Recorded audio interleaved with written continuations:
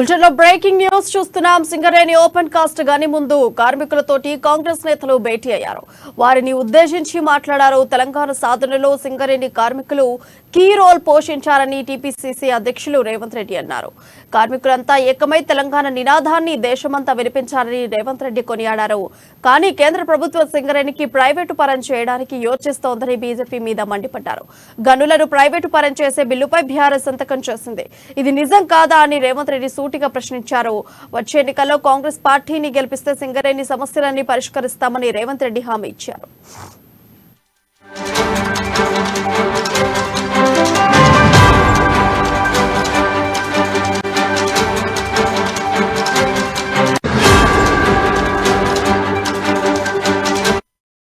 Breaking news చూస్తున్నాం. Singareni open cast గాని ముందు కార్మికులతోటి కాంగ్రెస్ నేతలు భేటీ అయ్యారు. వారిని ఉద్దేశించి మాట్లాడారు. తెలంగాణ సాధనలో సింగరేణి కార్మికులు కీ రోల్ పోషించారని టీపీసీసీ అధ్యక్షులు రేవంత్ అన్నారు. కార్మికులంతా ఏకమై తెలంగాణ నినాదాన్ని దేశమంతా వినిపించారని రేవంత్ రెడ్డి కొనియాడారు. కానీ కేంద్ర ప్రభుత్వం సింగరేణికి ప్రైవేటు పరం చేయడానికి యోచిస్తోందని బీజేపీ మీద మండిపడ్డారు. గనులను ప్రైవేటు పరం చేసే బిల్లుపై బీఆర్ఎస్ సంతకం చేసింది. ఇది నిజం కాదా అని రేవంత్ రెడ్డి సూటిగా ప్రశ్నించారు. వచ్చే ఎన్నికల్లో కాంగ్రెస్ పార్టీని గెలిపిస్తే సింగరేణి సమస్యలన్నీ పరిష్కరిస్తామని రేవంత్ రెడ్డి హామీ ఇచ్చారు.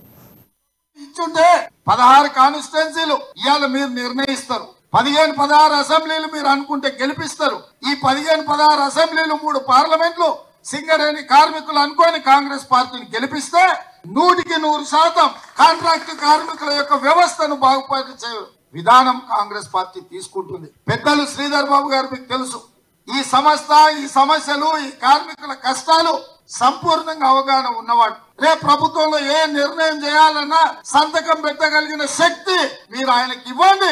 తప్పకుండా మీ సమస్యల్ని పెద్దలు శ్రీధర్ బాబు గారి సూచన మేరకు ప్రభుత్వంలో నిర్ణయాలు జరుగుతాయి. ఇక నా మిత్రుడు గండ్ర సత్యనారాయణరావు గురించి నేను మీకు చెప్పాల్సిన అవసరం లేదు. 2009లో ఆయనకు అన్యాయం జరిగింది, 2014లో ఆయనకు అన్యాయం జరిగింది, 2018లో ఆయనకు అన్యాయం జరిగింది. నిలబడ్డ తక్కువ ఓట్లతోని ఓడిపోయినా ఈ 20 ఏళ్ళు ఎన్నడూ మిమ్మల్ని వదులుకోలేదు. మీరు కష్టాలలో ఉన్నప్పుడల్లా మీ బిడ్డగా మీ మధ్యలో ఉన్నాడు. ఓడిపోతే ఎంతో దుఃఖం ఉన్నా కుంగిపోలేదు. మళ్ళీ తెల్లారి నుంచి మీకోసమే పనిచేసిండు, మీకోసమే కష్టపడ్డాడు. ఇవాళ కాంగ్రెస్ పార్టీ శ్రీమతి సోనియమ్మ మల్లికార్జున్ ఖర్గే గారు మొదటి విడతలోనే వారి పేరు పొందుపరిచిండ్రు. మిత్రులారా, పెద్దలు శ్రీధర్ బాబు గారు నాకు చెప్పిండ్రు, భూపాలపల్లి మనం గెలవాలంటే మీరు మొదటి లిస్టులో గండ్ర సత్యనారాయణరావు